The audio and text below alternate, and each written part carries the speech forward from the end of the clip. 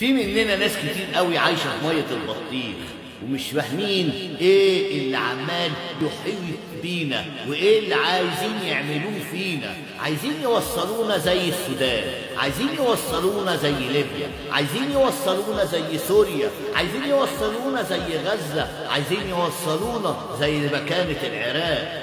خدوا بالكم الكلام، الابراج بتاعتنا عماله تزن في ودانكم وانتم متعاطفين معاهم وبتسمعوا كلامهم. ايش الحاجه غاليه، ايش الدولار غلي، ايش. طب لما البلد تتكسر دي ونبقى زي ناس غزه ولا زي ناس السودان هتعملوا ايه؟ هتفرحوا؟ هتعيشوا على طلالها انتوا يعني ولا ايه؟ الناس اللي معانا اللي زينا لازم تفهم الكلام ده.